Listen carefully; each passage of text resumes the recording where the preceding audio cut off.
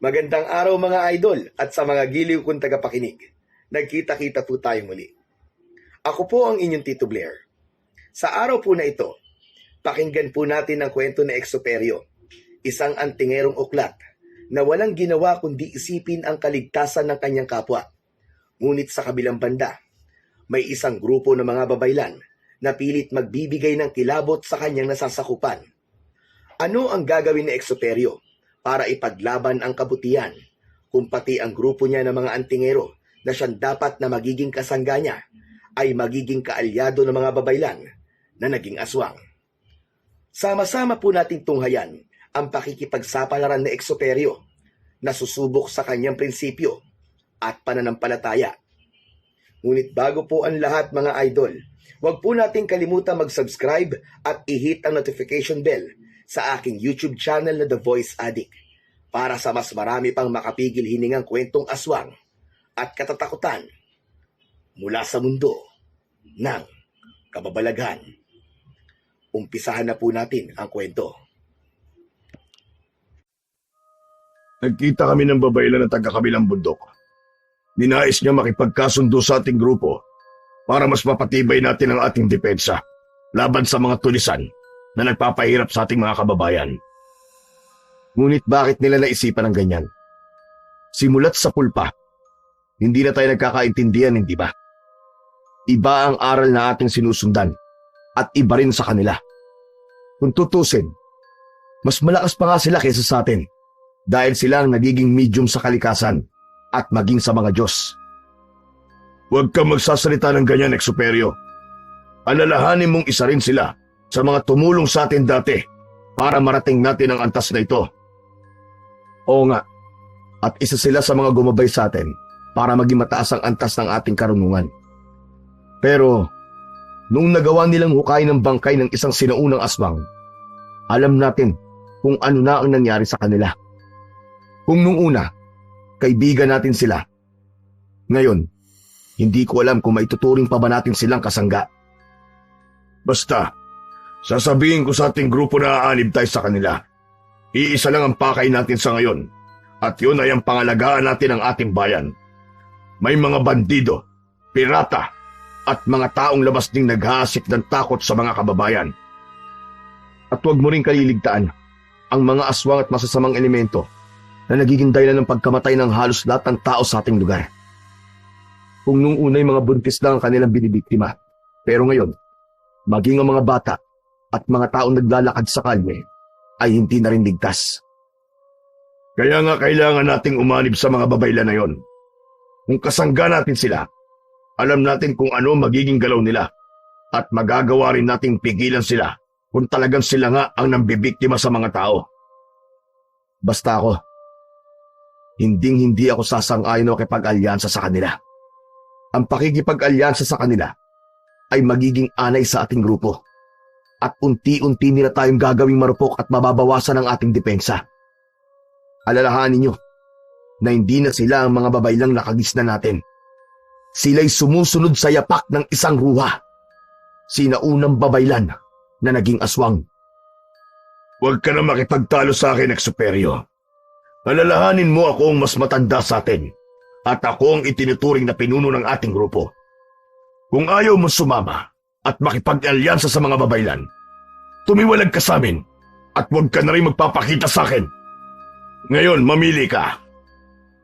Titiwalag ka sa grupo o makikipag-alyansa ka sa mga babaylan? Natahimik si Exuperio sa naging tanong ng kanyang kasama. Napaisip siya, may kung ano sa loob niyang nagsasabi na nais niyang makipag-alyansa para malaman ang kalakaran ng mga babaylang yon. At may dumidikta rin sa kanyang tumiwalag sa grupo nila. Sige, pumapayag na ako na makipag-alyansa sa kanila. Pero kapag nakakita tayo ng mali sa kanilang ginagawa at nakasalalay rito ang buhay ng mga inosenteng tao, titiwalag tayo at ituturing natin silang mga kalaban. Kung yan ang kagustuhan mo, yan ang masusunod. Pero huwag kang gagawa ng bagay na ikagagalit ko at ng mga babaylan. Dahil pag nagkataon, hindi ako magdadalawang isip na diskomunyonan ka nang wala sa oras. Basta, kapag may mali sa ginagawa nila, hindi natin dapat na isawalang bahala. Hindi ko ipagpapalit ang aking dignidad at kalinisan ng budi para lang sa kung anumang kapangyarihan at karunungan. Pagkatapos ng kanilang naging usapan, nagpasya na sina Exuperio at Minesio na sabihin sa iba nilang mga kasamaan ang kanilang binabalak. Tuwang-tuwa naman ang mga yon dahil makakaalis na sila sa kanilang kuta. Alam din nilang mas madadagdagan pa ang kanilang kaalaman kung aanib sila sa mga babaylan. Huwag muna kayo magsaya mga kasama. Aanib tayo sa kanila. Pero sa oras na hindi tama ang kanilang patakaran at kung gumagamit sila ng mga kaliwang aral, kailangan natin silang ituring na kalaban. Hindi dapat natin payagan na lamunin tayo ng kadiliman. Dahil pagdating sa langit, magiging walang silbi ang mga tangan nating anting-anting at putya. Basta mga kasama, gagawin natin ang mga bagay na alam natin magpapayabong pa sa ating karunungan. Pero wag din natin kalimutan kung sino tayo. Ang mga babay lang yun ay iba sa atin at kailangan din natin mag-ingat sa kanila. Hindi natin alam kung ano ang takbo ng kanilang mga utak. Sumang-ayon ang lahat ng mga kasama ni na Exuperio. Nang gabi rin yun, inihanda nila ang kanilang mga sarili para sa isang paglalakbay. Kinakailangan nilang makarating sa bundok kung saan kumukuta ang mga babaylan. Inihanda na rin ni Exuperio ang mga agimat at anting-anting niya. Sinigurado niyang kumpleto ito at walang naiwan. Noong tuluyan na nilang naihanda ang kanilang mga sarili, nagsimula silang maglakbay. Nang mga sandaling yon, nakahilera silang mga antingero na nasa 13 ang bilang. Habang naglalakad sila paalis sa kanilang kuta, kung ano-ano na ang kanilang napagkikwentuhan, ang iilan sa mga kasamahan ni Exuperio ay malakas ang paniniwalang hindi mga aswang ang mga babaylan. Samantalang may iilan din na sang-ayon sa naging ideya ni Exuperio, nagkasundo silang lahat na kailangan nilang mag-ingat sa mga babaylan at hindi dapat nila pagkatiwalaan ito ng lubos. Nasa kalagitnaan sila ng kanilang paglalakad nang makaramdam sila ng kakaibang enerhiya sa paligid. Tumigil muna tayo at na makapagpahinga. Mukhang may hindi magandang enerhiya sa paligid. Kailangan masiguro natin ang ating kaligtasan. Kapag nakapagpahinga na kayo, halugugin niyo ang paligid. Exuperio, mauna ka at alamin mo kung may panganib na nakaambas sa atin. Sige, Minesio. Titignan ko ang ating dadaanan para makasigurado. Mas maigi nang malaman natin kung may bantabang naroroon sa paligid. Mahirap na. Baka kung ano pa ang mangyari sa atin. Pagkatapos niyang magwika, inihanda niya ang kanyang itak. Umusal na rin siya ng dasal para sa kanyang sarili at nag-orasyon na rin siya para sa tagabulag. Alam ni Exuperio na kailangan niyang maghanda dahil gabi noon at maraming mga elemento ang posibleng susugod sa kanya. Nagpasya na siyang umalis. Naging mabilis ang kanyang paglalakad habang pinakikiramdaman niya ang buong paligid. Noong nakalalayo na siya sa kanyang mga kasama, wala na siyang naramdamang kakaiba. Akmang babalik na sana siya nang sa hindi niya inaasahan may narinig siyang igik ng baboy. Minabuti niyang itaas ang hawak niyang sulo para mas malawak ang maabot ng liwanag nito. Walang ano-ano, may nakita siyang isang kulay itim na baboy ramo na may nagbabagang mga mata. Bunsod nito, sinadya niyang magpakita sa nilalang na yon para alamin kung isa itong banta para sa kanila. Sige, kung talagang matibay ang loob mo, sumugod ka sa kinatatayuan ko at magpambuno tayong dalawa. Hindi ko aatrasan ang mga kagaya mo. Titiyakin kong mamamatay ka ngayon din dito. Matapos magwika ni Exuperio, mabilis na tumakbo ang baboy ramo na may nagbabagang mga mata para sugurin siya. Mas pinili niyang wag hugutin ang kanyang itak, nang sa gayoy malabanan niya ng mano-mano ang naturang aswang. Habang nasa ganong sitwasyon siya, nag-init ang pakiramdam ni Exuperio, tanda na may panganib na nakaamba sa kanya. Pagkalapit ng aswang, nagpambuno silang dalawa. Hindi ininda ni Exuperio ang dulas ng katawan nito. sapagkat nagagawa pa rin niyang mahawakan ang nilalang. Walang silbi ang dulas ng katawan mo. Ngayon, aalamin natin kung hanggang saan ang iyong kakayahan. Marahil mas madulas at mabilis ka dahil isa kang aswang. Pero, kaya kitang hulihin kung gugustuhin ko.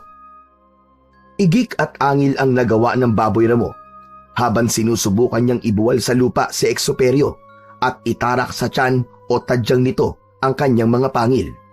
Humugot naman ng kanyang lakas ang antingero. Umusal siya ng isang lihim na kataga, sabay padyak ng 3 beses sa lupa. Pagkatapos niyang gawin ito, tinapik niya ang aswang at walang kahirap-hirap na binuhat.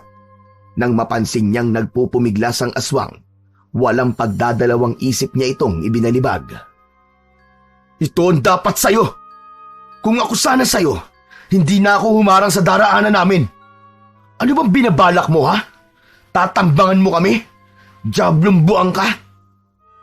Napaungol ng malakas ang baboy ramo nang bumagsak siya sa lupa. Kitang-kita ni Exoperio kung paano ito nagpalit ng kanyang anyo. Mula sa isang baboy ramo, naging isa itong mabalahibong tao na may nagbabagang mga mata at mahahabang mga braso at binti.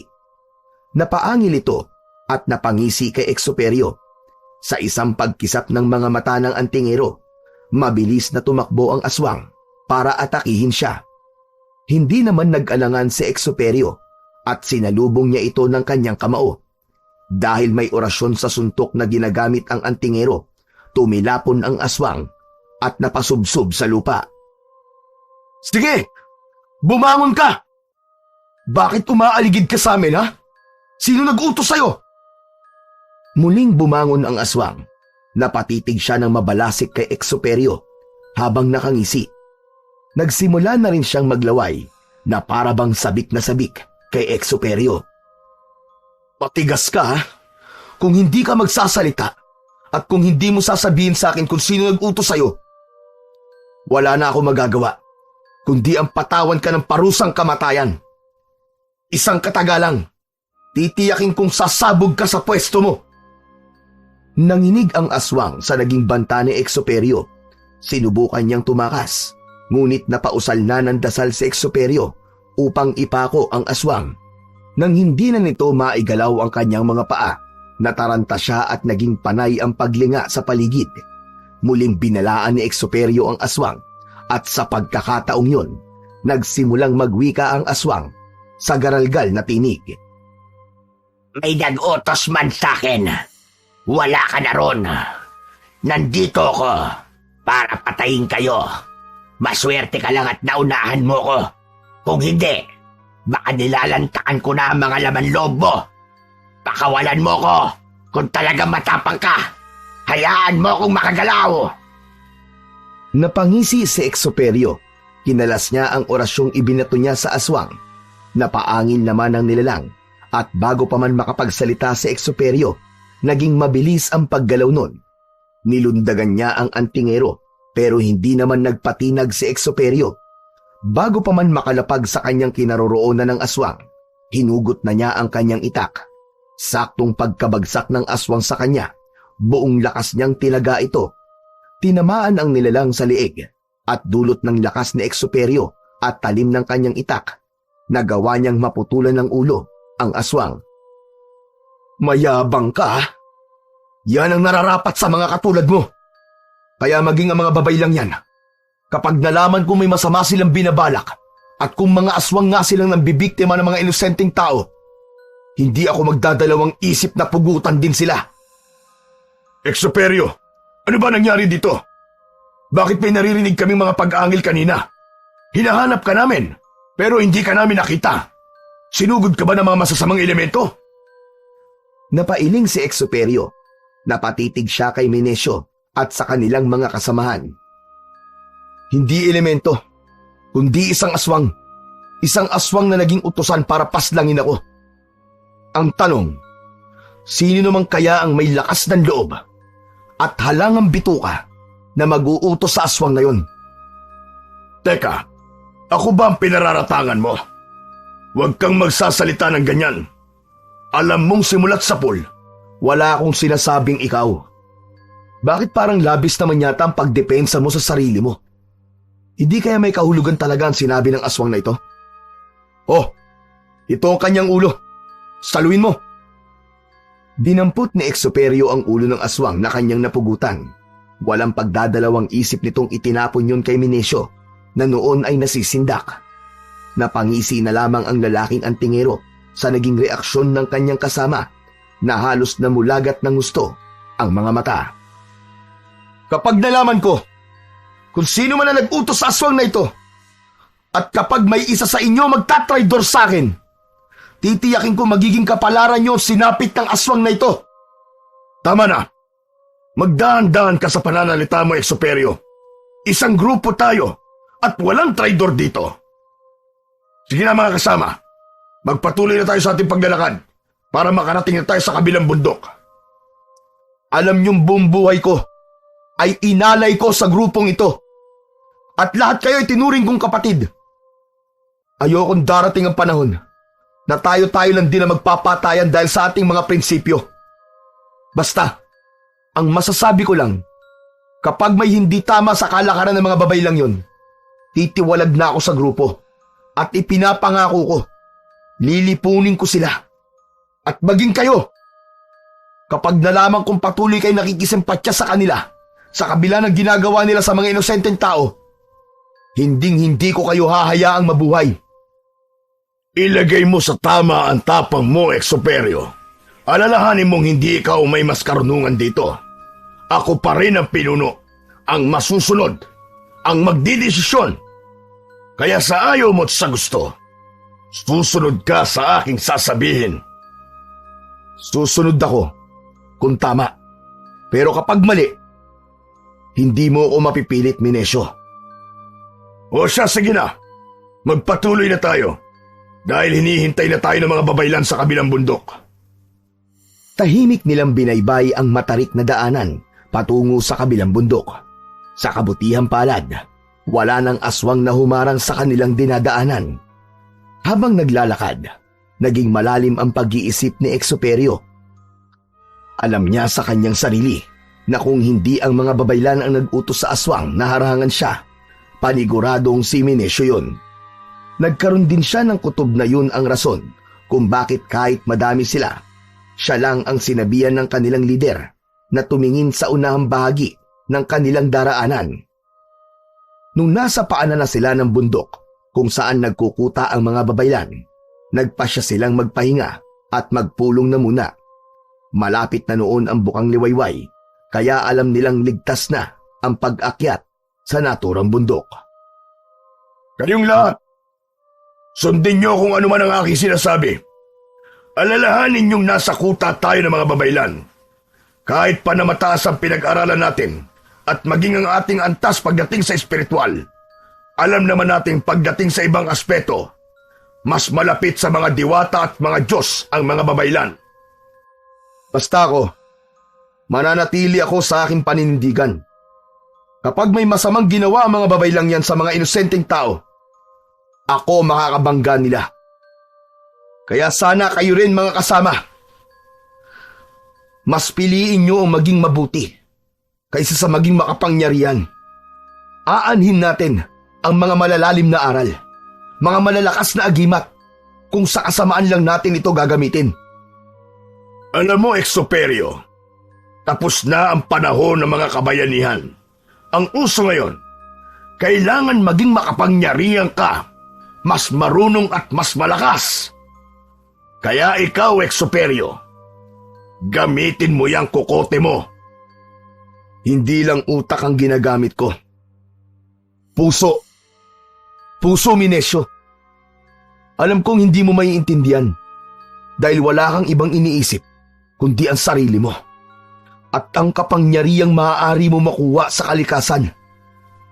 Walang silbi sa samahan natin ang sinasabi mo, puso. Mahihina lang ang gumagamit ng puso sa anuman laban. Kailanman ay hindi ka maililigtas ng puso mo at paninindigan. Kung gayon, kayo na malakas. Ako na ang mahina. Basta ako, pipiliin ko pa rin na maging isang mabuting tao kaysa sa magpaalipin sa kapangyarihan. Dahil muli na namang nagkaroon ng tensyon sa dalawa, nagpa siya ang ibinilang mga kasama na awatin na silang dalawa. Magsisimula na sanang maglaban sina Exuperio at Minesio, ngunit ipinaintindi ng mga kasama nila sa kanilang dalawa kung ano talaga ang kanilang pakay roon. Nang lumaon, nagkabati rin ang dalawa at napagpasyahan nilang magpatuloy na lamang sa kanilang pag-akyat sa bundok. Tirik na ang araw ng mga panahong yun at nagpapahinga ang mga babaylan sa kanilang mga kubo. Lansita, nandirito na kami. Naririto na mga antingerong uklat at tanda na kami makipagsalib puwersa sa inyo. Alam kong iisa ang ating mga kalaban at yun ay ang mga taong walang ibang ginawa kundi ang manlamang ng kapwa. Matapos wikain ni Minesio ang mga katagang yon, lumabas mula sa isang kubo ang isang babaylan na nakasuot ng purong itim na damit. May hawak itong tungkod na ang dulo ay may ulo ng ahas na may nakasubong buntot. Napailing si Exuperio, gawa ng alam niyang isang mabagsik na gamit pang kalahatan ang hawak ng nasabing babaylan. Ang napaaga yata ang dating nyo, Minesio. Ito na ba ang lahat ng mga kasamahan mo? Hindi ko akalaing mas marami pa pala kami sa inyo. Hali kayo at pumunta tayo sa kubong yon. Doon namin tinatanggap ang aming mga bisita. Kaya nga naisip namin na makipagsalib puwersa sa inyo. Alam kong kapag naging iisang grupo tayo, tiyak na mas lalakas ang ating kapangyarihan. Isang magandang ideya ang naisip mong yan. Nagawa ko na rin sabihin sa mga kasama namin ang iyong plano. At sa kabutihang palad, hindi naman sila tumutol. Kaya magmula ngayon, dito na rin kayo titira at kung ano man ang meron kami, magiging inyo na rin yon. At makakaasa kang kung ano rin ang meron kami, ay magiging pagmamayari nyo na rin. Nagkwentuhan sila sa kanilang mga plano. Tahimik lang si Exuperio ng mga panahong yun, habang minamatyagan ang bawat galaw ni Babaylang Sita. Hindi niya lubos maisip kung paano binabaliwala ng kanyang mga kasamaan ang nararamdaman nilang init sa lugar na yun. Kahit na maaga pa yun, ramdam ni Exuperio ang pagkaalinsangan ng paligid. Bunsod nito, nagpaalam siya sa kanyang mga kasamaan na magpapahangin na muna siya. Bumalik ka kagad, Exuperio. Kailangan kumpleto tayo magpupulong dito. Napatango na lang si Exuperio at agad siyang umalis sa kubo. Naglakad-lakad siya habang minamasdan ang paligid. Tiningnan niya ang posibleng dadaanan kung tatakas sa lugar na yon. Nasa kalagitnaan siya ng kanyang paglalakad nang may narinig siyang mahinang ingay. Parang bata yon, kaya nagpasya siyang hanapin kung saan yun nagmumula. Napailing si Exuperio nang mawari niya kung saan nagmumula ang ingay. Bakit kaya nakapaloob ang bata sa malaking bangang yan? Matingnan ko nga at mausisa ko ano nangyari sa batang nasa loob. Nagpatuloy sa kanyang paglalakad si Exuperio patungo sa kinaroroonan ng malaking banga. Alam niyang doon nagmumula ang ingay. Kaya nang nasa tapat na siya nito, nagpasya siyang buksan yun. Pagkabukas niya, tumambad sa kanya ang isang batang lalaki na butot balat na. Kita sa mga mata nito ang takot at pagmamakaawa, pero parang may pag-aalinlangang magsalita. Bata, anong ginagawa mo rito? Bakit ka nila ikinulong sa banga? Kinulong po nila ako rito. Simula pa po nung nakaraang linggo. Ang sabi sa akin ni Babaylan Sita, gagawin niya raw akong... Huwag mong pakialaman yan. Pabayaan mo ang batang yan para magtanda. Halika na rito at ipinatatawag ka ng inyong pinuno. Napatango si Exuperio sa Babaylan. Hindi niya inaakalang susunduin siya nito. Muli pa niyang tinanong ang bata, pero naging tikom ang bibig nito. Napansin din ni Exuperio na nanginginig ang bata at parang may kung anong kinatatakutan. Babalikan kita, bata. Huwag ka mag-alala. Pagkatapos magwika ni Exuperio ng mga katagang yon, nagpasya siyang bumalik sa kubo kung saan sila magpupulong-pulong. Habang naglalakad, iginala niya ang kanyang paningin hanggang sa makita niya ang 3 baboy na nakakulong sa kulungang gawa sa kawayan. Napatitig ang mga yon kay Exuperio at nang magtama ang kanilang mga mata, naging iba ang pakiramdam ng antingero. Ipinagpatuloy na lang niya ang kanyang paglalakad at nang makabalik na siya sa kubo, napagtanto niyang marami na ang mga babaylang naroroon. Ngayong naririto na ang mga uklat, panigurado mas katatakutan tayong lahat.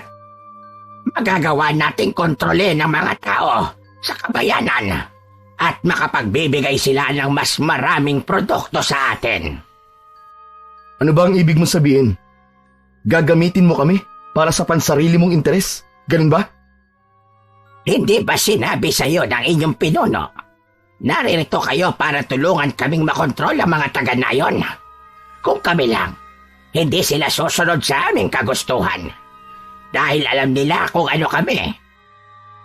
Huwag ka nang makialam pa sa napag-usapan namin ni Babaylan Sita Exuperio.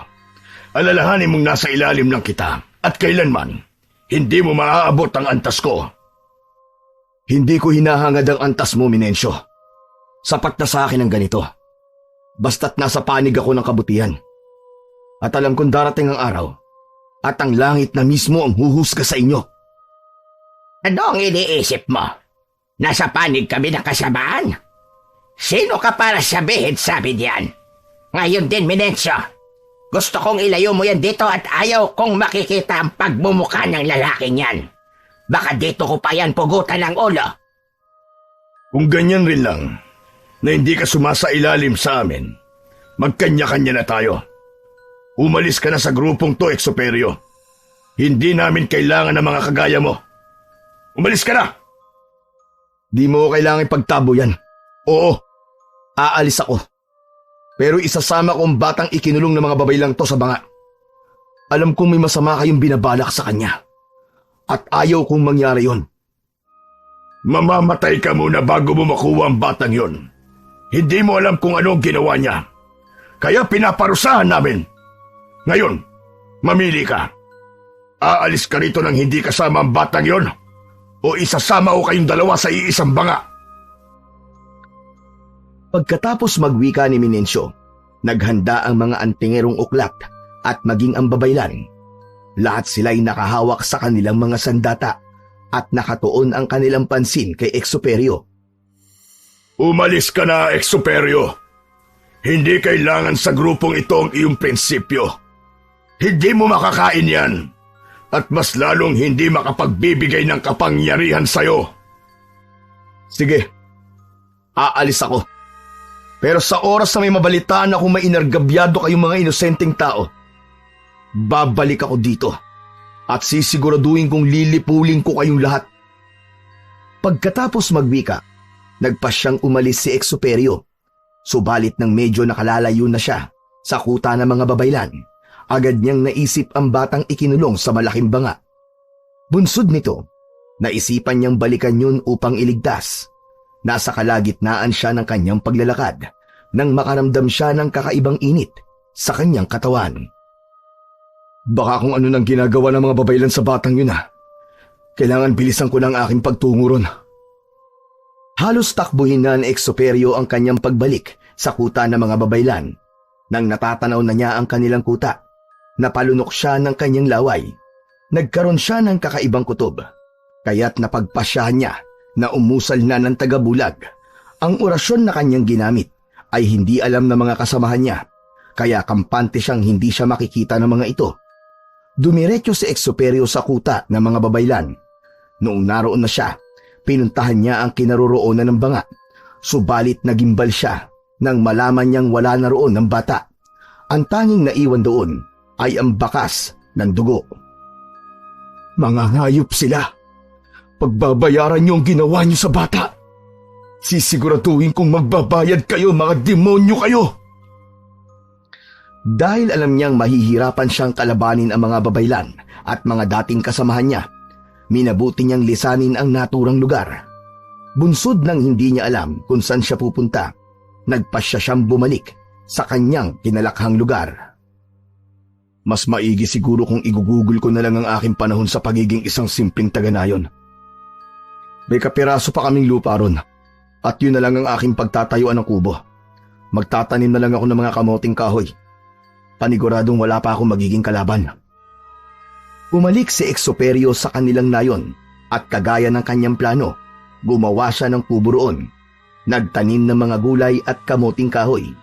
Sinubukan niyang mamuhay ng tahimik at mapayapa at kinalimutan niya ang dati niyang buhay kung saan naging isa siyang antingerong uklat.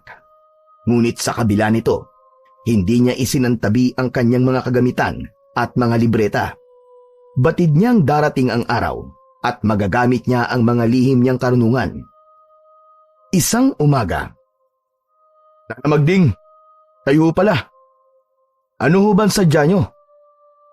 Superyo, nais ko sanang manghingi ng tulong sa iyo eh.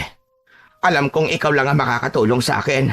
Kaya nang mabalitaan ko nagbalik ka na rito sa ating nayon, agad akong pumunta rito. Bakit ho ba na Magding? Ano po bang problema? Ang mga alagang kambing ko kasi, isa-isang nawawala. May nakapagsabi sa akin na may mga gumagalang grupo ng mga kababaihan sa kabilang baryo at nawala rin ang halos lahat ng kanilang mga hayop. Natatakot ako na baka pati rito sa atin nakarating na sila. Paniguradong kawawa kami mga walang laban sa kanila. Ganun ho ba? Sige ho Magding. Huwag ho kayo mag-alala. Mamayang gabi ho, pupunta po ako sa inyo at magmamatsyag. Ano raw ba ang mga itsura ng mga kababaihang gumagala? Hindi ko rin alam, Exoperio. Pero may nakapagsabi na para silang mga babaylan. Sige ho Magding. Mukhang kilala ko na kung sino-sino ang mga yon. Umuwi na lang ho kayo muna at siguraduhin niyong hindi mawawala ang iba mong mga alaga. Pupunta po ako mamayang gabi sa inyo at magmamatsyag. Kailangan mahuli natin sa akto mga yan. Nagpasalamat naman ang matanda kay Exoperio at nagpasya ng umuwi. Nang wala na ang matanda, napakuyom ng kanyang palad si Exoperio at napatiim ang kanyang bagang. Alam niyang hindi siya nagkakamali na ang mga babaylan ang gumagala tuwing gabi at marahil kinukuha nila ang mga hayop at dinadala sa gubat para roon lantakan. Mga demonyo talaga kayo. Humanda kayo sa akin. Sisiguraduhin kong ititigil niyo ang inyong ginagawa. Hindi ko mapapayagan ng kawalangyaan niyo. Ako ang tatapos sa inyong kahayupan. Dahil kung hindi matutuldukan ang ginagawa niyo, paniguradong sa susunod, mga tao na ang bibiktimahin niyo. Tinapos ni Exoperio ang kanyang mga gawain sa buong maghapon. Bago pa magtakip silim, nagpasya na siyang magpahinga. Minabuti na rin niyang ilabas ang kanyang mga gamit, kasama na ang mga libreta niya. Noon din, umusal siya ng mataas na uri ng puder upang hindi siya madaling magapi ng mga kalaban niya. Naganda na rin siya ng telang itatakip niya sa kanyang muka para hindi siya madaling makilala. Humanda kayo. Huwag lamang kayo magpapahuli sa akto. Paniguradong hindi niyo malalaman kung sino ang kalaban niyo dahil tanging mga mata ko lang ang inyong makikita. Pagkalampas ng 6:00, binalot ni Exoperio ng tela ang kanyang muka. Isinukbit niya sa kanyang tagiliran ang kanyang itak at isinuot niya ang isa sa mga agimat niyang maituturing na pinakamalakas sa lahat ng kanyang tangan. Nang matapos niyang gawin yon, nagpasya na siyang umalis para tumungo sa bahay ng matandang sina Magding. Kinakailangan niyang maunahan ang mga kababaihang nagnanakaw at nambibiktima ng mga hayop, nang sa gayon, maaktuhan niya ang mga ito sa kanilang ginagawa. Pagkarating niya roon, minabuti niyang wag nang ipaalam sa ibang tao ang kanyang presensya. Maging kay Nana Magding, hindi rin alam kung saan siya naroroon. Sa pwestong ito, tiyak na hindi ako makikita ng mga babaylang yun. Kung sila nga ang gumagawa ng kawalangyaan dito sa nayon. Habang nakakubli at nagmamatsyag sa paligid, napansin niyang may mga gumagalaw sa malayo. Sinipat niya ng maigi yun, subalit dahil madilim ang paligid, hindi niya gaanong naaaninag ang mga ito.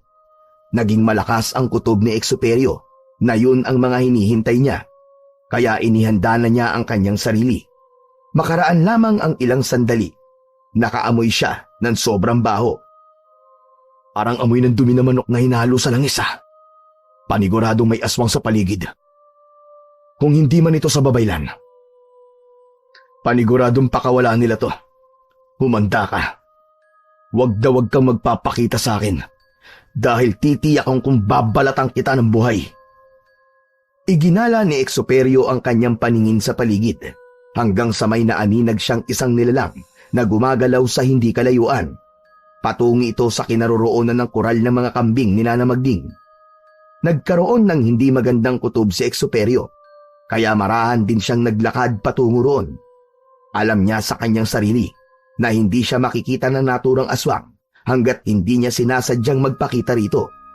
Dahil sa tinataglay niyang tagabulag. Nang naroon na siya sa labas ng koral ng kambing, nagkataon ding lumundag papasok doon ang isang mabalahibong nilalang. Napailing na lang si Exuperio, gawa ng tama ang kanyang hinala. Anak ka ng teteng, aswang nga, humanda ka sa akin. Pagkakita niyang nilapitan ng aswang na yon ang isang kambing at pwersahang hinila palabas, doon na rin nagpasyang magpakita si Exuperio. Bitiwan mo ang kambing na yan! Huwag mong sabihin sa akin na pakawala ka ng mga babaylan. Sige, ako ang harapin mo kung talagang matapang ka. Napalingon kay Exuperio ang aswang. Ang nagbabaga nitong mga mata ay mas lalong nagliwanag. Napaangil ang nilalang at nang mismong sandaling yon, pinakawalan niya ang kambing para sumugod kay Exuperio. Kilala kita, kahit na itago mo pa yung mukha mo. Ikaw si Exuperio, ang dating uklat na antingerong tumiwalag sa grupo. Ano, masaya ba ang magtanim ng kabuting kahoy? Kung hindi ka umalis sa grupo nyo, paniguradong tinatamasa mo na rin kung anuman ang tinatamasa nila. Kismoso ka palang aswang ka, no? Wala akong pinagsisisihan sa naging desisyon ko. Pero ikaw, sigurado ko na magsisisi ka dahil sa ginawa mo sa mga alagang hayop ng mga tao sa nayong to. Napatawa na lang ang aswang. Sinubukan niyang kalmutin si Exuperio, subalit naging mabilis ang paggalaw ng antingero, kaya nailagan niya ang pag-ataking yun ng aswang. Bago pa man muling makasugod sa kanya ang aswang, hinugot na niya ang kanyang itak. Pagkasugod ulit ng aswang sa kanya, mabilis siyang lumipat ng pwesto. Bago pa man mawari ng nilalang ang kanyang binabalak, nakapwesto na kagad si Exuperio sa bandang likuran nito. Sakto ring paglingon ng aswang, sinakal niya ang aswang at inambahang gigilitan ang leeg. O ano, matapang ka? Ngayon, sabihin mo sa akin ang nalalaman mo. Ang mga babaylan ba nag-utos sa'yo para gawin ito?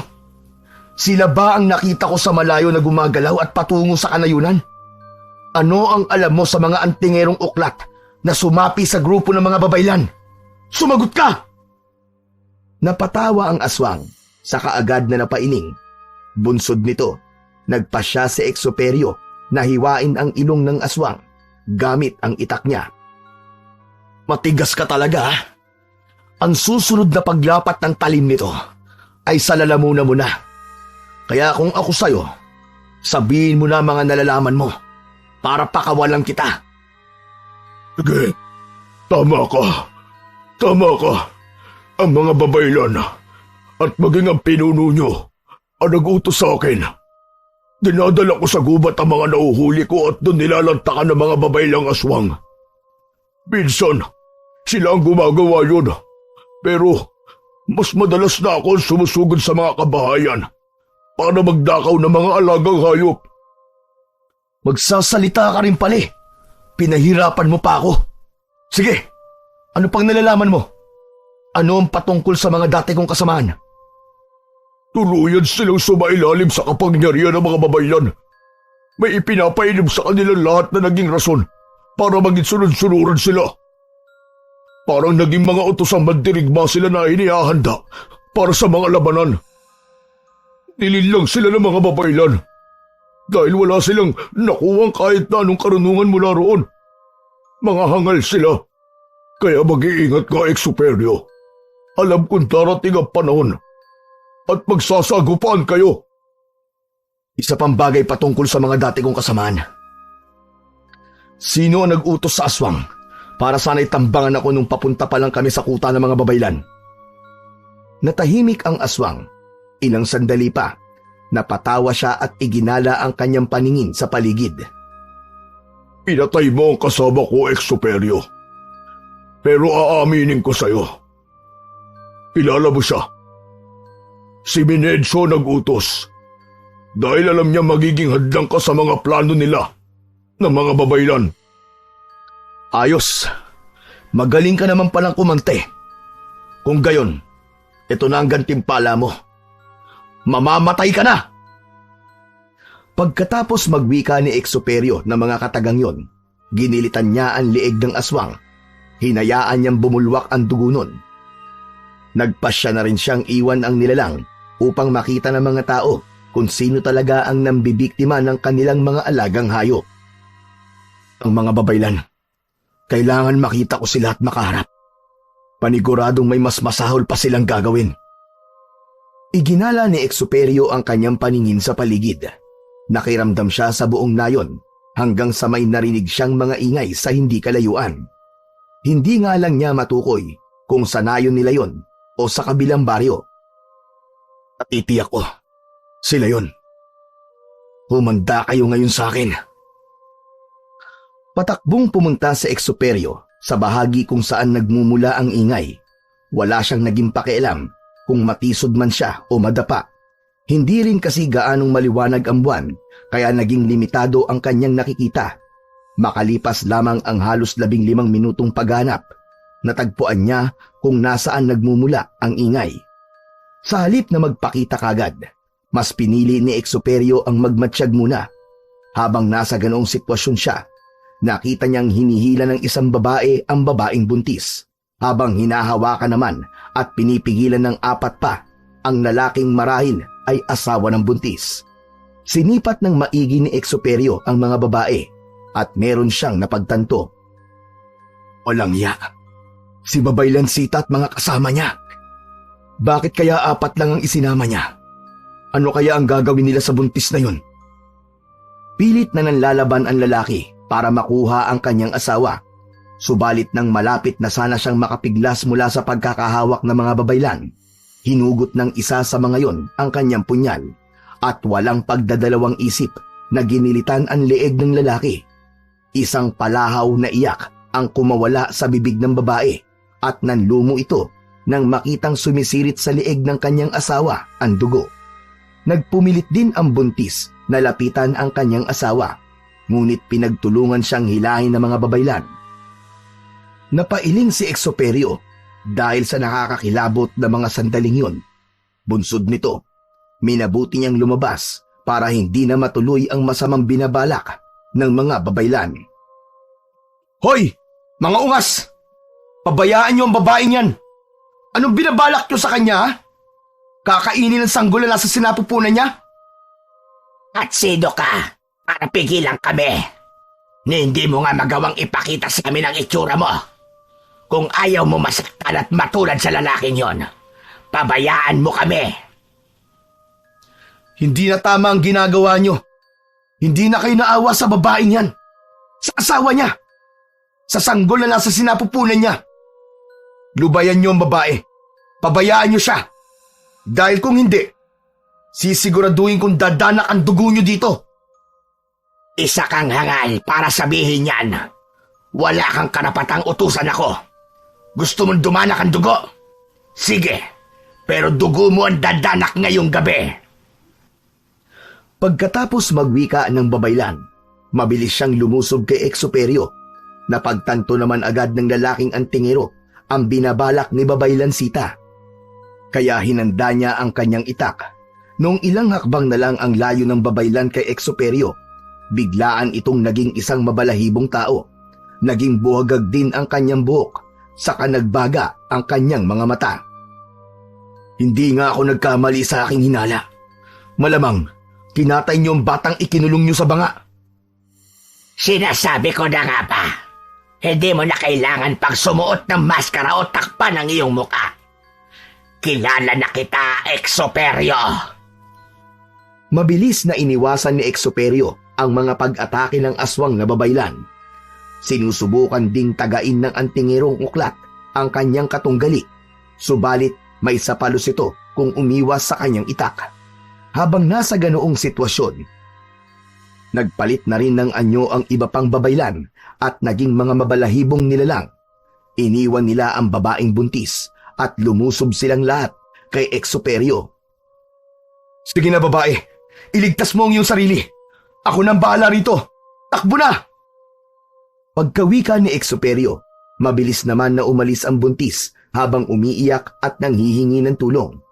Walang ano-ano, biglaan din umalis si Babaylan Sita at iniwan niya ang 4 niyang kasamaan na nakikipaglaban kay Exoperio. Alam ni Exoperio kung ano ang binabalak ng naturang babaylan, kaya minabuti niya na sanang sundan ito. Subalit nang akmang aalis siya, hinarangan siya ng 4 at sabay-sabay na sumugod. "Tingnan lang natin kung hanggang saan ang lakas nyo. Matapang lang kayo dahil 4 kayo." Pagkawika ni Exoperio, mabilis siyang lumipat ng kanyang pwesto. Hindi na malayan ng mga babaylang aswang ang kanyang ginawa at nagulat na lang ang isa sa mga ito nang mapagtanto niyang katabi niya na si Exoperio. Bago pa man makita ng ibang aswang ang kinalalagyan ng lalaki, ginilitan na nito sa leeg ang babaylan. Napahiyaw naman ang 3 at napaangil, bunsod ng ginawa ni Exoperio sa kanilang mga kasama. Buong liksi silang lumundag para sunggaban ang antingero. Subalit, mabilis siyang napaatras ng ilang hakbang. Napailing ang mga aswang na babaylan at nanggagalaiti sila dahil sa kakaibang bilis ni Exoperio. Dahil dito, sinubukan nilang gumamit ng tagabulag para maatake nila ang lalaki nang hindi nito alam kung saan nagmumula ang kanyang kalaban. Hindi nyo ako maiisahan mga hungang, dahil kahit na hindi ko kayo nakikita, nararamdaman ko ang inyong enerhiya. Inilibot ni Exoperio ang kanyang paningin at buong lakas na tumaga sa bandang gilid niya. Napahalakhak na lang din siya nang makarinig siya ng pag-ungol. Kasunod nito, bumagsak ang isang aswang at may malaking sugat ito sa bandang dibdib. Nang mapansin ni Exoperio na naghihingalo na yon, buong lakas niyang tinaga ang leeg ng aswang na siyang naging dahilan para magkaroon ito ng malaking sugat sa lalamunan. Ganun na lang ang gulat ng lalaking antingero nang may kung anong tumama sa kanyang likuran. "Ah! Hayop ka! Traidor! Itutulad ko kayo sa kasama niyong to!" Hindi mo magagawa yan. Dahil ngayon pa lang, mamamatay ka na. Yan ang akala mo, tanga. Marahil ay kilala mo kung sino ko, pero hindi mo pa alam kung hanggang saan ang kaya kong gawin. Nalaman ni Exoperio na sinubukan siyang atakihin ng mga aswang mula sa kanyang likuran. "Mga duwag kayo! Nararapat lang kayong mamatay!" Nang muling sumugod sa kanya ang 2 aswang, nagpasya siyang umusal ng dasal para mawala sa kanilang wisyo ang mga ito. Nang makita niyang panandali ang nawala sa sarili ang mga babaylang aswang, hindi na siya nag-aksaya ng kanyang oras at ginilitan niya ang mga ito sa leeg. "Uy! Mga maihinang nilalang! Inaksaya niyo lang ang oras ko!" Tumakbo siya ng mabilis para habulin si Babaylan Sita. Naging malakas ang kutob niyang baka bibiktimahin ng babaylang aswang ang buntis, kaya pinakiramdaman niya muna ang paligid. Nang lumaon, naaninag niya ang isang babae na lakad-takbo ang ginagawa. Nakita niya ring may humahabol dito, kaya alam niyang yun ang kanyang hinahanap. Mas lalo pa niyang binilisan ang pagtakbo niya hanggang sa ilang metro na lang ang layo niya sa babaylang aswang. "Lubayan mo ang buntis na yan, Babaylang Sita! Ako ang harapin mo!" Huwag kang makialam dito, Exoperio, kung ayaw mong ikaw ang mapagbuntunan ko ng gutom. "Sige, kalabanin mo ko. At kapag matalo mo ko, malaya kang gawin sa akin kung ano man ang naisin mo." Tumigil ang babaylang aswang. Pagkasabi nun ni Exoperio, mas lalong nagbaga ang kanyang mga mata at mas naging buhagag din ang kanyang buhok.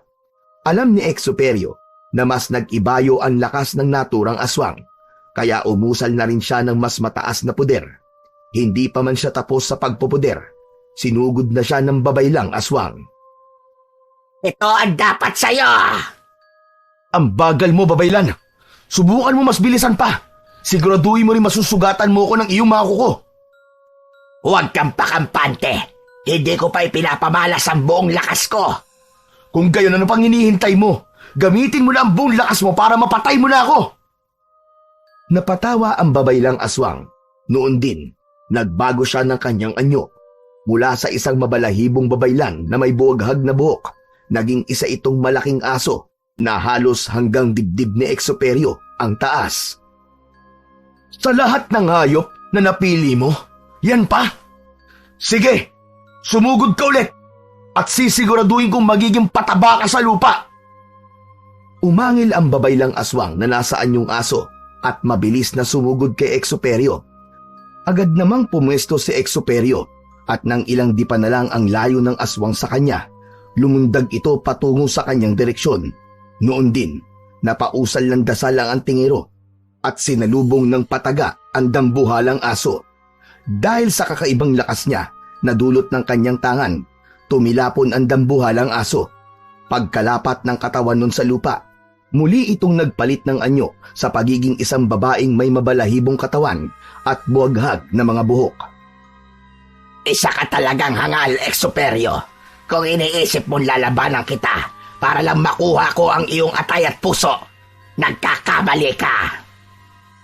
Isa ka palang duwag, babaylansita. Huwag mong sabihin na nagtatago ka lamang sa anino ng aking mga dating kasamahan. Huwag mong bangkitin sa akin yan.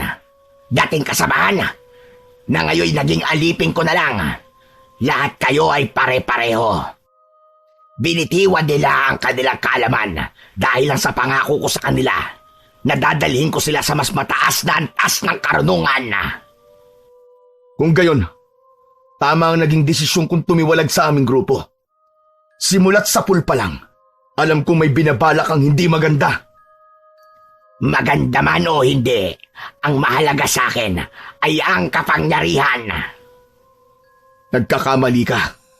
Dahil darating ang araw, Diyos na mismo ang babawi ng mga kapangyarihang sinasabi mo. At ako ang magiging instrumento ng Diyos para matupad yun. Napatakbo si Exoperio ng mabilis para sugurin ang babaylang aswang. Nakita naman ni Babaylansita ang pagsugod sa kanya ng antingero. Kaya bago pa man makalapit ng gusto sa Exoperio, lumundag siya at pagkaangat niya sa lupa, biglaan siyang nagpalit ng anyo sa isang malaking ibon. Napasulyap na lang yun sa lalaking antingero, saka lumipad na palayo. Bumalik ka rito! Duwag! Alam ko kung saan ka pupunta at kung ano ang iyong binabalak. Humanda ka! Napalingon sa paligid si Exoperio upang sana'y hanapin ang buntis. Pero nang hindi niya nakita ito, naisip ng lalaki na baka nakalayo na yon at nailigtas na nito ang kanyang sarili. Panigurado nakalayo na ang babaeng buntis at nakahingi ng tulong. Babalik na lang ako sa aking bahay at magsasanay para naman manumbalik ang lakas at liksi ko. Umalik si Exoperio sa kanyang bahay at minabuting magpahinga na muna. Ngunit kahit na anong gawin niya, hindi siya makatulog. Sa tuwing ipipikit niya ang kanyang mga mata, nakikita niya ang mukha ng mga babaylan na nakangisi at animoy nanunuya. Bunsod nito, sa halip na matulog, mas pinili niyang magbasa na lang ng kanyang mga libreta. Kinaumagahan, sinimulan niya ang muling pagsasanay para mas palakasin ang kanyang kakayahang espiritual at pisikal. Pinili na rin niyang wag munang makipag-ugnayan sa mga tao. Makalipas ang 3 buwan. Exoperio, tulungan mo ko. Dinukot ng mga aswang ang aking apo. Marami na rin silang pinaslang na mga tao. Kailangan na matigil ang gawain nila to.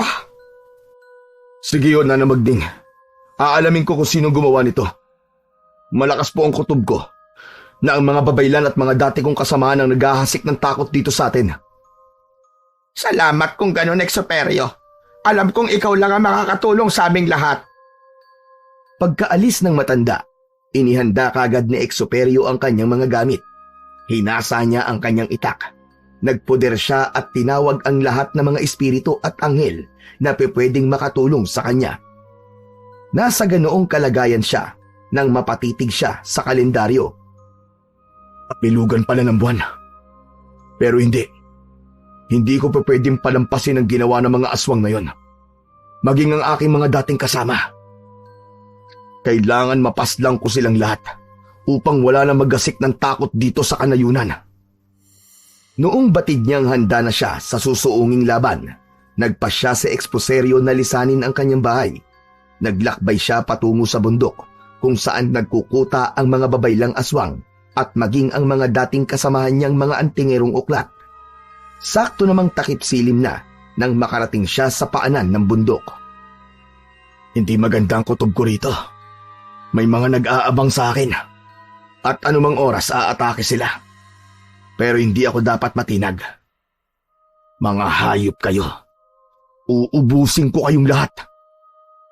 Nang maramdaman ni Exuperio na humina na ang enerhiyang nararamdaman niya, nagpasya siyang magpatuloy sa kanyang pag-akyat sa bundok. Alam niyang matarik ang kanyang daraanan, kaya kinakailangan na rin niyang mag-ingat. Nasa kalagitnaan na siya ng paglalakad, nang biglang, Aba! At bumalik pa talaga rito ang traidor sa grupo. Oo, nagbalik ako, Minencio, para patayin kayong lahat. Sagad na sa buto ang kalapastangan ng ginagawa niyo sa mga tao. Hindi na maatim ng konsensya ko ang pabayaan sila at hayaan kayong mamiktima. Habang pinagmamasdan ni Exuperio ang dati niyang kasamahan, napansin niyang may kakaiba rito. Tama nga pala ang balitang nakarating sa akin. Naging aswang na kayo, Minencio. Oh, tama ka, Exuperio. Para madali kitang mapapatay. Matapos magwika, sumugod kay Exuperio si Minencio. May hawak itong sibat at habang tumatakbo, sinubukan niyang sibatin ang dating kasama. Sa kabutihang palad, nagawang makaiwas ni Exuperio. Mabilis na sinunggaban ng aswang si Exuperio at nagpambuno silang dalawa. Naging mas maliksi si Minencio, subalit hindi rito nagpasupil si Exuperio. Kung nakinig lang sana kayo sa akin, hindi kayo magiging ganyan. Nilinlang lang kayo ng mga babay lang yun. Wala akong pinagsisisihan sa aking ginawa. Kung naging aswang man kami, paraan yun para mas lalo pang lumawak ang aming kapangyarihan. Ano ka mo? Lumawak? Kinuha ng babay lang yun ang inyong pinag-aralan. Kinuha ang gamit nyo at inalipin kayo. Paano mo nasasabing lumawak ang kapangyarihan nyo? Hindi mo lang alam kung ano ang kayang gawin ng isang aswang. Hindi mo alam! Habang nagpapambuno, bigla ang nagpalit ng anyo si Minencio. Naging isa tong baboy ramo na may nakausling pangil. Pansin kagad ito ni Exuperio, kaya nagmamadali siyang umatras. Baboy ramo ka nga, pero sa aking paningin, isa kang mahinang antingero na nagpautos sa isang babaylan. Umigik ang baboy ramo at nagsimulang kumahig sa lupa. Dahil dito, hinugot na ni Exuperio ang kanyang itak, saka inihanda para sa kung anumang gagawin ng dati niyang kasamaan. Walang ano-ano, mabilis na tumakbo ang baboy ramo at umaktong susuwagin niya si Exuperio gamit ang kanyang pangil. Ngunit nang tuluyang makalapit ang aswang, mabilis na lumipat ng pwesto ang lalaking antingero at walang pag-aalinlangan tinaga ito sa katawan. Yan ang dapat sa'yo, pero kulang pa yan. Gigilitan kita sa leeg, hayop ka. Hindi ako papayag na magtagumpay kayo. Muli pa sana niyang tatagain si Minencio, ngunit natigilan siya nang makarinig siya ng mga kaluskos. Iginala ni Exuperio ang kanyang paningin sa paligid at napalunok na lang siya ng kanyang laway nang maaninag niyang may mga nakatayo sa paligid nila. Ngayon pa lang, alam kong iniisip mong mali ang desisyon mong puntahan ako rito. Ito na ang huling gabi mo, Exuperio. Dahil titiyakin kong lalangawin ka na bukas. Yan ang inaakala mo, babaylang aswang. Dahil mangyayari lamang yan sa panaginip mo. Muling ibinaling ni Exuperio ang kanyang pansin kay Minencio, ngunit nagulat siya nang wala na ito sa kanyang pwesto. Bakit mo hinahanap ang wala? Iisa lang ba ang kaya mo? Sige mga kasama, sugurin ang antingerong yan at payin na. Sa pagkumpas ng babaylan ng kanyang kamay, sumugod kay Exoperio ang lahat ng mga kasama nito. Nang una, medyo nag-alangan pa si Exoperio na lumaban dahil nag-iisa lang siya. Ngunit nang uminit ang kanyang katawan, gawa ng kanyang mga tangang agimat at anting-anting, nagkaroon siya ng kakaibang lakas ng loob. Sige Exoperio, labanan mo mga dati mong kasamahan. Hindi ako natatakot sa inyo. Kaya ko kayong ubusin. Habang patuloy niyang nilalabanan ang mga dati niyang kasamaan at mga babaylang aswang, umusal siya ng dasal para matigal po ang lahat ng nasa paligid niya. Matapos niyang umusal, nagkagulo ang mga kalaban niya at animoy nawala sila sa kanilang sarili. Nagkakamali ka ng pinili mong panigalpo. Magagawa pa rin nilang kumawala riyan. Sige mga kasama, magpalit kayo ng anyo at gutay-gutay nyo ang katawan na mapangahas na yan. Madaldal kang aswang ka. Hintay mo matapos kong patayin ang lahat ng ito. Ikaw naman ang susunod ko. Yan ay kung makakaligtas ka sa kanila, Exoperio. Makakaligtas ako dito dahil nasa panig ako ng kabutihan. Tingnan natin kung magkakatotoo at sinasabi mo. Patuloy na nilabanan ni Exoperio ang mga dating kasama niya at ang mga babaylang nasa ilalim ng kapangyarihan ni Babaylan Sita. Kahit na halos lahat sa kanila ay naging anyong aso na, hindi pa rin ito naging rason para panghinaan ng loob si Exoperio. Ginamit niya ang lahat ng kanyang nalalaman sa pakikipaglaban, mapa-espiritual man o pisikal, hanggang sa unti-unti niya nang napapabagsak ang halos lahat ng mga aswang. Magsasalita pa sana ang lalaking antingero at nang mapalingon ito kay Babaylan Sita, wala na ito sa kinaroroonan niya. Duwag talaga ang hayop. Hoy! Kayong lahat! Ang mga katulad nyo ay walang karapatang mabuhay sa mundong to. Ang mundo ay para sa mga nilalang na may mga mabubuting hangarin sa kapwa at hindi sa mga kagaya nyong ginagamit ang antas ng karunungan para manlamang at pumatay ng kapwa. Ang bawat aswang na lumalapit kay Exoperio ay sinisigurado niyang kanyang napapatay. Makaraan pa ang halos 30 minuto, lahat ng mga kalaban niya ay nabuwal sa lupa at wala ng mga buhay. Dumanak ang kanilang dugo at ang iilan sa kanila ay nagkalat sa lupa, ang mga utak at lamang loob. Tatapusin ko ngayong gabi ang inyong paghahasik ng lagim. Alam kong babalik kayo sa inyong kuta para kunin ang iilang mga mahahalagang bagay at tatakas kayo. Pero hindi ko papayagang mangyari yon. Mga demonyo kayo! Tumakbo siya ng mabilis hanggang sa makarating siya sa kuta ng mga babaylan. Iginala niya ang kanyang paningin sa paligid. Ngunit wala siyang nakitang kahit na isang aswang sa lugar na yon. Kung naririto kayo! Huwag kayong magtago at harapin niyo ako! Ganun lang kadaling ubusin ang mga kasamahan niyo at ngayon! Kayo naman ang aking tatapusin! Yan ang pagkakamali mo, Exoperio. Ang lahat ng mga nakalaban mo ay mga simpleng aswang labang. Hindi mo napatay ang mga dati mong kasamahan at maging ang mga kasama kong babaylan. Sa katunayan yan, nandirito silang lahat. Tusukan talaga. Hayop ka, Babaylang Sita. Sa wakas, pumasok ka rin sa patibong ko, Exoperio. Kapag namatay ka, ibibitin kong pinagpira-pirasong bahagi ng katawan mo sa mga puno at gagawin kong kwintas ang bungo mo. Sige mga kasama, paligiran nyo ang antingerong yan. Naging mabilis naman ang paglapit ng mga dating kasama ni Exoperio sa kanya. Maging ang mga babaylan ay naroroon din at may mga hawak silang mga itak at sakasibat. Lumapit doon si Minencio. Naisip mo bang hindi ako ang kalaban mo? Ang sumugod sa'yo ay isang aswang na inutusan lamang namin.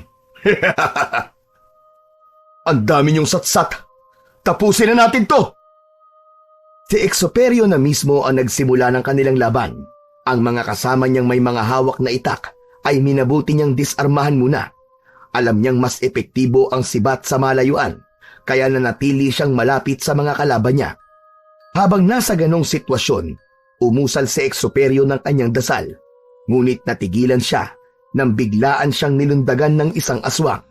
Hindi niya inaasahan yon. At naging rason ito para mabuwal siya sa lupa. Nabitiwan din niya ang kanyang itak. Kinuyog siya ng mga aswang at wala siyang nagawa kundi ang magpumiglas. Matatapang lang kayo dahil marami kayo! Ang sabihin mo, Exoperio, napakahina mo. Hindi sapat ang taglay mong karunungan para gapiin kami. Uklat ka nga, pero mahina ka. Diyan ka nagkakamali, Hungang. Tingnan natin kung ano magagawa nyo. Umusal si Exoperio ng orasyon upang matulig ang mga aswang na kumukuyog sa kanya. Matapos niyang magdasal, ang bawat aswang na sumusubok na tarakan siya ng sibat at kalmutin siya ay napaatras lahat. Napahawak sila sa kanilang mga tenga at animoy may kung anong naririnig na nakakarindi. Ang ilan pa sa kanila nabuwal na sa lupa at patuloy pa rin sa pagtakip ng kanilang mga tenga at ang iba'y sumasabunot na sa kanilang mga buhok. Tignan natin kung sino mahina. Lahat ng mga aswang na yan, kapag tatamaan ng liwanag na nagmumula sa buwan, paniguradong masusunog at sasabog ang kanilang katawan. Napatingala sa buwan si Exoperio. Nakita niyang unti-unti na itong lumilitaw sa kalangitan. At natatamaan na ng liwanag nun ang mga aswang na hanggang sa mga oras na yon ay wala sa kanilang sarili. Sa pagtaas ni Exoperio ng kanyang kamay, napaungol ang mga aswang na naroroon. Ilang sandali pa, isa-isang sumabog ang katawan ng mga dating kasamaan ni Exoperio at maging ang mga babaylan. Yan ang nararapat sa inyo. O ano? Kayo na, Minencio. Babaylan Sita. Kayo na ang aking isusunod. Hindi ka magtatagumpay, Exoperio. Ngayon pa lang, puputulin ko na ang sungay mo. Mabilis na sumugod si Minencio kay Exoperio. Nakita naman kagad ni Exoperio yon at nagawa niya ang makapaghanda. Kayo ang puputulan ko ng sungay dahil mga demonyo kayo! Matapang kan talaga. Kaya ito ang nararapat sa'yo. Tingnan natin kung may epekto ang kabalat-kunat mo sa katawan kung ang itak na ito ang ihiwas sa balat mo. Sige, subukan mo. Tingnan natin. Umilag si Exoperio sa pag-ataking yun ng kanyang dating kasama. Gumulong siya para lapitan ang kanyang itak. Nang madampot niya ito, tumayo siya at mabilis na umatake kay Minencio. Naglaban silang dalawa ng itak sa itak. Marahil simpleng itak lang ito, pero sinisiguro ko sa'yo na mas matalim pa ito kaysa sa hawak mo. Kapag napatay na kita, Minencio, isusunod ko yung babaylang aswang na dinidiyos mo. Huwag kang magsalita ng tapos. Marami ka pang libretang babasahin bago mo kami tuluyang magapi. Diyan na muna kayo! Tingnan natin. Dahil na ituon ni Exoperio ang kanyang pansin sa babaylan, hindi niya na malayang lumapit na sa kanya si Minencio. Ito dapat sa'yo! Traidor ka! Kita mo na? Kahit na tinaga mo ako sa liig, walang naging silbi ang itak mo. Ngayon, ako naman ang susugod at tignan natin kung ano magagawa mo. Umusal ng orasyon si Exoperio upang magkaroon siya ng tagabulag at kakaibang bilis. Nang tumalab na ang bisa ng kanyang dasal, agad siyang lumipat ng pwesto sa katinaga si Minencio. Sa tuwing napapalingon ang dati niyang kasamaan at umaambang tataga, agad siyang lumilipat ng pwesto. Ano, Minencio? Masakit ba mga sugat mo? Inilibing ko lang naman ang aking itak sa mga mutyang makakapagwalang bisa ng mga kabal sa katawan. Sa akin lang hindi tatalabang itak na ito. Hayop ka talaga, Exoperio. Papatayin kita! Kung kaya mo, tingnan mo mga sugat mo sa katawan. Naliligo ka na sa sarili mong dugo. Anumang oras, pwede na kitang patayin. Napahalakhak si Minencio.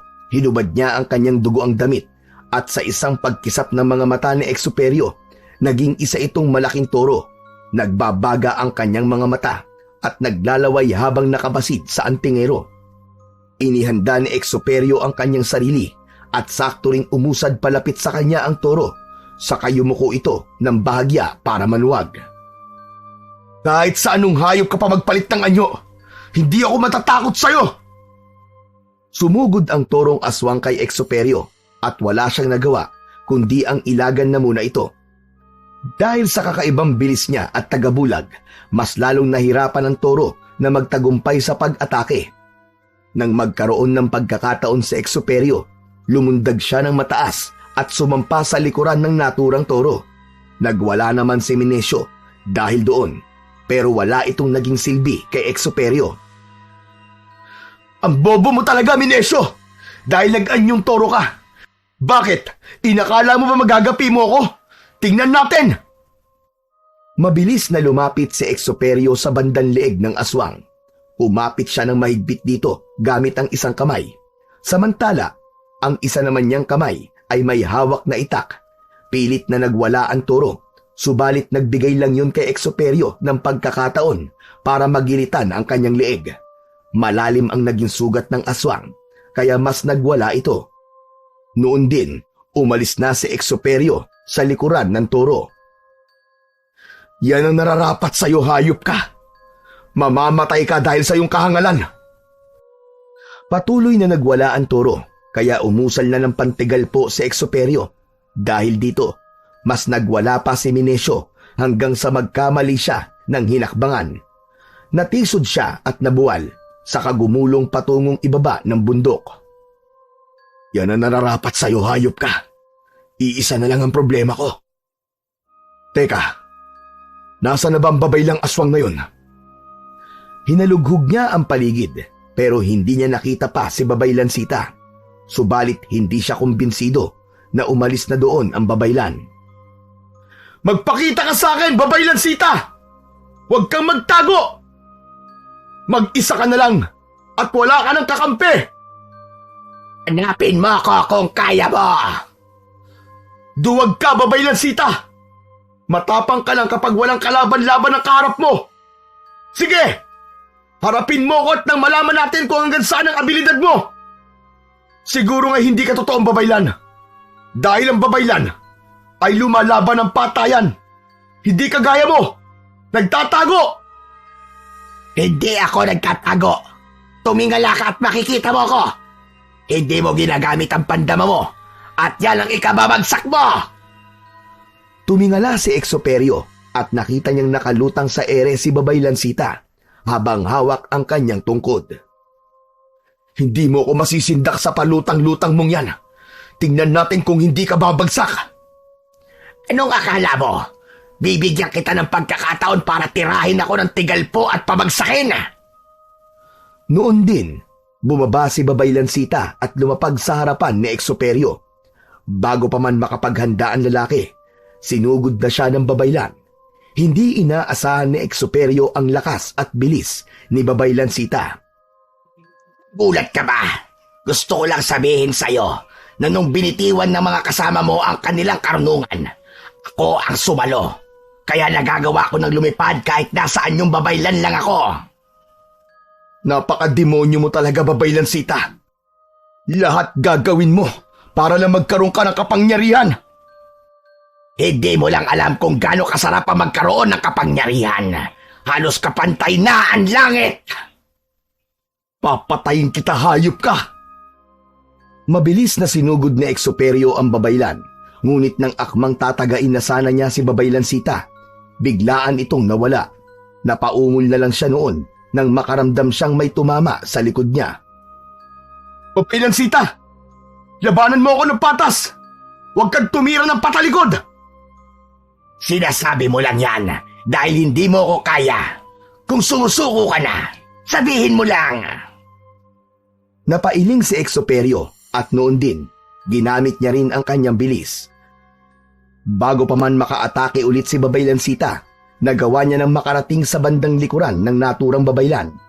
Hindi na rin nag-aksaya ng panahon pa si Exoperio at tinaga niya ito. Nasugatan ng babaylan, kaya napaungol ito at galit na humarap sa lalaking antingero. Ngayon, masaya ka na ba? dahil nilaro ko na din ang laro mo. Tingnan natin kung sino mananalo sa ating dalawa. Ito ang dapat sa'yo! Bago pa man maisakatuparan ng babaylan ang pagsugod niya kay Exuperio, nawala na siya sa kanyang kinatatayuan at lumitaw siya sa likuran ni Babaylan Sita. Tinaga ito ni Exuperio sa bandang batok na siyang naging rason para mabuwal siya sa lupa. Yan lang ba ang kaya mo, Exuperio? Masdan mo kung paano maghilom ang sugat ko. At sa muli kong pagbangon, sisiguraduhin kong madudurog ka. Tingnan natin kung sino sa atin ang madudurog, hangal! Kasabay ng paghilom ng sugat ng babaylan, nagkaroon siya ng malalapad na pakpak na kawangis ng sapaniki. Pumagaspas ito ng ilang beses at unti-unti siyang umangat sa lupa. Ang kanyang mga mata ay lalong nagbaga at ang kanyang mga kukoy humaba at naging matatalas. Ito ang kapangyarihang sinasabi ko sa'yo, na walang kapantay. Hindi ako naniniwala. Kung walang kapantay ang iyong kapangyarihan, sana'y wala ka rito sa lupa. Kung sa bagay, hindi ka dapat pumunta sa langit. Ang dapat sa'yo! Hindi na naipagpatuloy ni Exuperio ang kanyang sasabihin. Biglaan siyang dinagit ni Babaylang Sita at iniangat sa ere. Pilit namang nagpumiglas ang antingero, pero hindi niya magawa. Nabitiwan na rin niya ang kanyang itak dahil sa biglaang pangyayari. Tingnan natin kung sino madudurog sa mga bato. Tiyak na pulbos pati ang mga buto mo. Sige lang, Babaylang Sita! Pero sa oras na walang masamang mangyayari sa akin, titiyakin ko babalikan kita at magiging kapalaran mo rin na naging kapalaran ng mga kasamaan mo! Mas lalo pang pumaitaas ang babaylan. Tumatawa pa ito habang nakamasid sa paligid. Samantala, tahimik naman at kalmadong nagdasal si Exuperio. Alam niya sa kanyang sarili na hindi siya pababayaan ng kanyang mga gabay at maging ng kanyang mga tangang agimat. Katapusan mo na, Exuperio. Mababawasan na ang hambog na tao rito sa mundo. Kung yan ang paniniwala mo, sige! Noon din, binitiwan ng babaylan si Exuperio at pinagmasdan ito habang nahuhulog sa bundok. Subalit sa kung anumang rason, tila nagmistula siyang bulak na marahang bumababa sa lupa. Habang nasa ganoong sitwasyon, nakamasid ang lalaking antingero sa babaylan na nakalutang pa rin sa ere. Nagkakamali ka sa naging desisyon mo. Ikaw ang bubulusok sa ating dalawa dahil matagal ko nang naibaon sa katawan ko ang mutya ng bulak. Pagkakita ng lalaking antingero ng matayog na kawayan, naisipan niyang doon siya lalapag. Ipinihit niya ang kanyang katawan patungo roon at napangisi siya nang matagumpay niyang nagawa ang kanyang binabalak. Nakita yun ng babaylang aswang, kaya lumipad dito papalapit kay Exuperio. Mautak ka, Exuperio, pero hindi mo magagawang takasan ng kamatayan. Ngunit mas mauuna ka sa akin! Ito ang nararapat sa'yo! Mabilis na umatake kay Exuperio si Babaylang Sita, ngunit naging maliksi rin siya at nagawa niyang lumipat sa kabilang dulo ng kawayan. Ang bagal mo kapag nasa ere! Bilisan mo na magkaroon ka ng pagkakataon para mapatay ako! Akala ko ba'y makapangyarihan kang uri ng babaylan, ha? Ni wala nga naging silbi ang pagiging aswang mo! Sa ating dalawa, ikaw ang walang silbi. Ang dapat sa'yo, mamatay! Huling umatake ang aswang kay Exuperio, pero sa pagkakataong yun, nilabanan siya ng mano-mano ng antingero. Naglaban silang dalawa habang nakatayo sa pinakadulong bahagi ng kawayan. Pasalamat ka at may mutya ka ng bulak. Kung hindi, kanina ka pa nahulog. Ikaw ang magpasalamat dahil may pakpak ka. Kung wala yan, isa ka lamang babaylang walang alam gawin, kundi ang manakot sa mga walang kalaban-laban.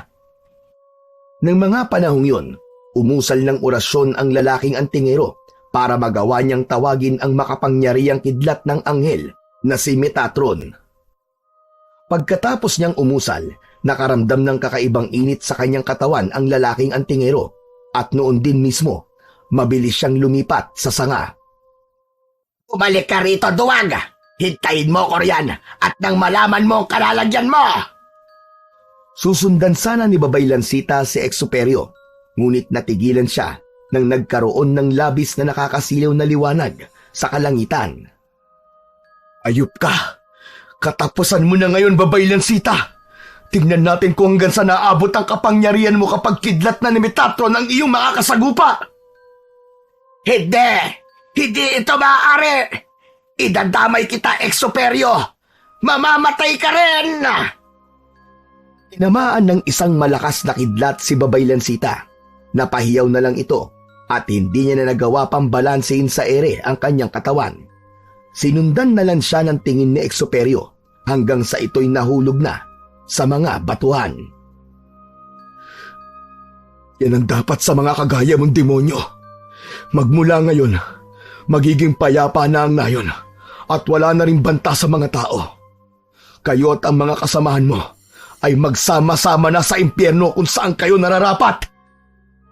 Nagpasalamat si Exuperio sa Panginoon dahil pinakinggan nito ang pagsusumamo niya. Nagpasalamat din siya kay Anghel Metatron dahil sa malakas na kidlat. Mabuti na lang at kabisado ko ang aklat ni Metatron at nagawa ko itong debosyonan. Malamang, baka ako pa ang nahulog kung nagkataon. Mabilis na bumaba sa kawayang yon si Exuperio. Hinanap niya ang kinabagsakan ng babaylang naging aswang. Subalit hindi niya na nakita ito. Ang tanging naroroon sa bahagi kung saan bumulusok si Babay Lansita ay ang tumpok ng abo na marahil abo niya. Isang pambihirang pagkakataon na masaksihan kung paano sumabog ang kidlat ni Metatron. Mapalad pa rin ako. Dahil kahit ang mga bagay sa espiritual na mundo ay nagagawa kong masilayan. Minabuti ni Exuperio na lisanin na lang ang bundok na yon. Napagpasya niyang bumalik na sa kanyang nayon at doon na ipagpatuloy niya ang kanyang simple at payapang pamumuhay. Magmula noon, hindi na rin nagkaroon ng mga kaguluhan na kinakasangkutan ng mga aswang. Alam niyang ang sariling kasakiman sa kapangyarihan ang naging sanhi ng katapusan ng mga dati niyang kasamaan at maging ng mga babaylan.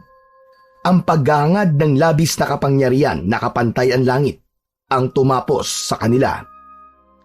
Isang umaga, may dayong bata ang napadpad sa baryo ni na Exuperio at nakarating ito sa tapat ng kanyang bakuran. Ikaw ba si Exuperio? Oh, bakit? Ano ba ang kailangan mo sa akin? Teka, mukhang natatandaan kita. Tama! Ikaw ang batang yon. Ikaw nga! Gusto ko po sanang matuto sa'yo. Gusto ko rin maging isang antingerong may mataas na aral. Tama po kayo. Ako po yun. Nagkaroon ako ng pagkakataong tumakas nang minsang umalis silang lahat para mambiktima.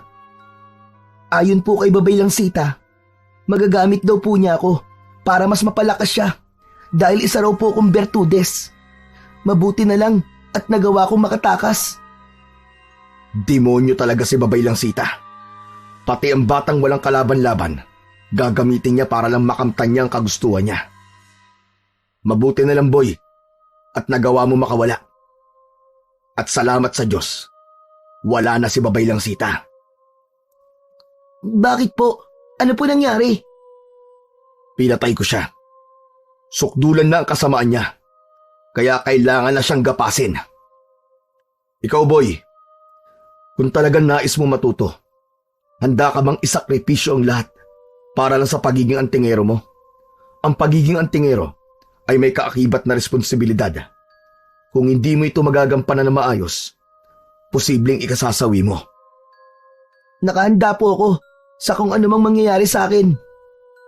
Kung gayon, halika sa loob at sisimulan natin ang iyong pagiging antingero sa paglilinis ng iyong kaluluwa. Ang lahat ng bagay na ating gagawin sa araw-araw kailangan magsisimula sa paglilinis ng kaluluwa. Sige po, Maestro Exuperio.